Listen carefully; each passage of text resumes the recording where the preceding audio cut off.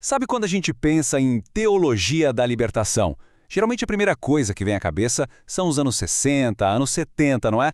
Mas e se a história de verdade tiver começado quase 500 anos antes?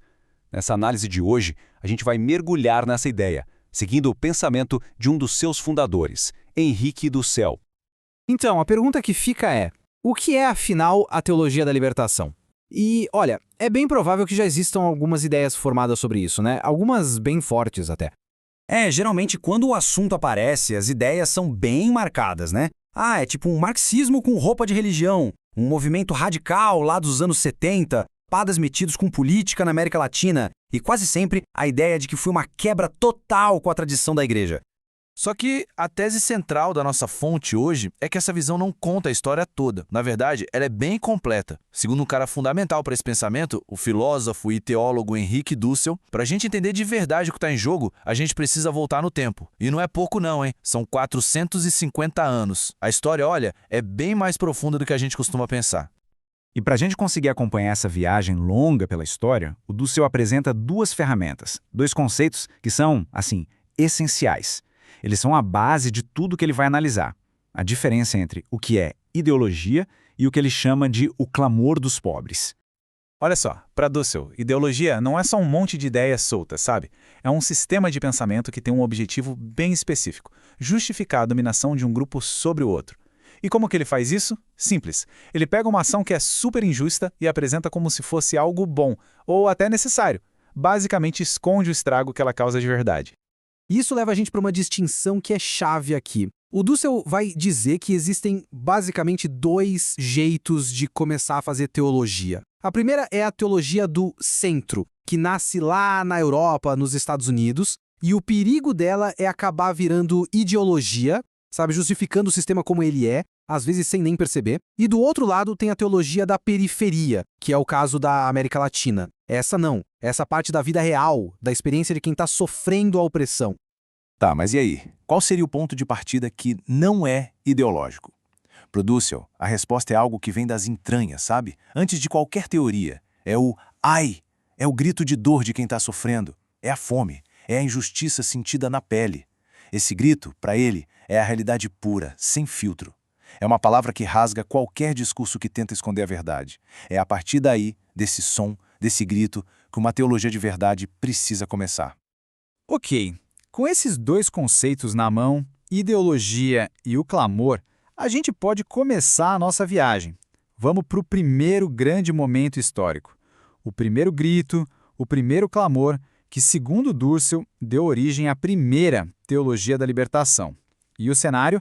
O contexto brutal da conquista das Américas.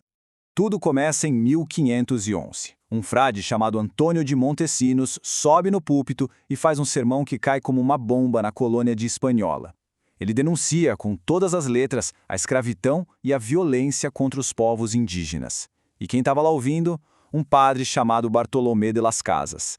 3 anos depois, a vida dele mudaria para sempre. Ele abraça essa causa e dedica o resto dos seus dias a ela. E olha que interessante, tudo isso aconteceu antes mesmo da teologia virar um negócio de universidade, super acadêmico. E o que é incrível aqui é o jeito que o Las Casas usa a linguagem da fé, a teologia. Ele não está falando só de um erro político, de uma má administração, não. Ele fala de uma cegueira moral, espiritual, que pegou todo mundo, do rei ao colono mais simples. Para ele, essa cegueira era exatamente o resultado daquela ideologia que a gente falou, aquela que justificava toda a violência em nome de Deus. Isso aqui é um exemplo perfeito do conceito do Dussel, né? O que o Las Casas faz é literalmente desmascarar a ideologia do seu tempo. Ele olha para a tal da evangelização e diz: isso aí não é evangelização, não. Isso é uma desculpa, uma cobertura para roubo, para matança, para tirania. Ou seja, ele está usando a teologia para criticar a ideologia do império. É exatamente o ponto do Dussel. Agora, vamos dar um salto no tempo, uns 250 anos para frente. Um novo grito, um novo clamor começa a ecoar pelo continente.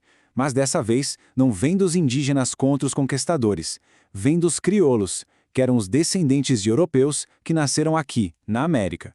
E o grito deles era contra o domínio da Espanha e de Portugal. Ali, a partir da metade do século XVIII, o clima começa a esquentar. A gente vê grandes revoltas indígenas como a do Tupac Amaru, lá no Peru. E logo depois começam a estourar as guerras de independência. E um detalhe curioso, muitas delas foram lideradas por padres. É o caso do Miguel Hidalgo, no México, que foi quem deu o famoso Grito de Dolores. Mas e como é que eles justificaram essa rebelião usando a teologia? Eles foram direto na Bíblia. Nas palavras de outro padre revolucionário, o José Maria Morelos, a luta deles era igualzinha à do Êxodo. Aquela história do povo de Israel fugindo da escravidão no Egito virou grande modelo para justificar a independência. A conta era simples. A Espanha era o faraó e a América era o povo oprimido que precisava se libertar. E a briga não era só com armas, não. Era uma batalha de símbolos, uma batalha teológica. Um exemplo que deixa isso claríssimo é a chamada Guerra das Virgens, que aconteceu no México. Pensa só, as tropas que eram leais à Espanha usavam o estandarte de Nossa Senhora dos Remédios, que era a santa protetora dos conquistadores. E os revolucionários? Eles pegaram para eles a imagem de Nossa Senhora de Guadalupe, justamente a virgem que apareceu para um indígena. Ela virou o símbolo da libertação dos oprimidos. E aí a gente chega no século XX. Chegamos no terceiro grande clamor, aquele que finalmente vai dar origem ao movimento que a gente conhece hoje pelo nome de Teologia da Libertação.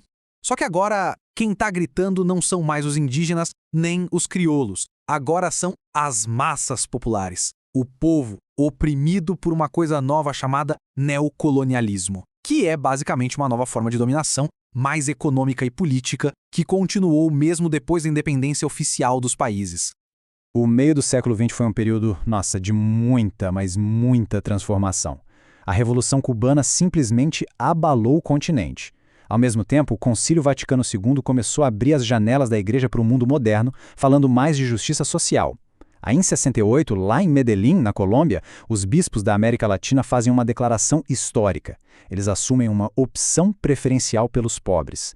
E tudo isso, imagina só, acontecendo enquanto ditaduras militares super repressoras estavam subindo ao poder em vários países. Então, essa teologia da libertação moderna, ela não brotou do chão do nada, sabe? Foi uma mistura, uma convergência de um monte de coisas acontecendo ao mesmo tempo.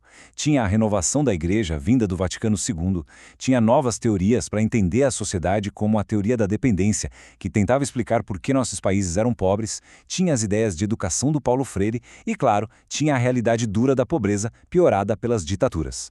Foi no meio desse caldeirão fervendo que pensadores como o peruano Gustavo Gutierrez começaram a dar forma para essa nova teologia.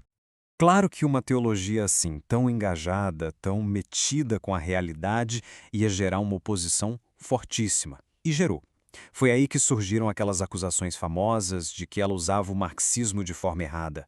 A coisa toda chegou no auge em 1984, quando o próprio Vaticano, lá pela Congregação para a Doutrina da Fé, soltou um documento oficial, uma instrução, criticando alguns pontos do movimento. Bom, depois de olhar para essa história toda, para esses 450 anos, o que a gente pode tirar disso tudo? Qual é o legado que fica dessa conversa tão longa e muitas vezes tão cheia de conflito? O que a análise do Dussel mostra pra gente é um padrão que se repete na história. Ele aponta para 3 grandes momentos de crise e de opressão aqui na América Latina. E em cada um deles, o que acontece? Surge uma teologia profética, uma teologia de libertação, como uma resposta direta ao grito dos oprimidos daquele tempo. Ou seja, não é uma coisa que aconteceu uma vez só, nos anos 70. É como se fosse um fio vermelho que atravessa toda a história do continente. E no fim das contas, essa viagem pela história que o Dussel propõe deixa a gente com uma pergunta. Uma pergunta fundamental, que é tão importante hoje quanto era 500 anos atrás. A pergunta é a seguinte: quando a gente tem sistemas que criam pobreza, que mantêm as pessoas na pobreza, uma teologia que simplesmente ignora isso, que olha para o outro lado, ela está sendo fiel à sua mensagem original? Ou será que ela acabou virando, talvez sem nem perceber, parte daquela ideologia que só serve para justificar as coisas como elas estão?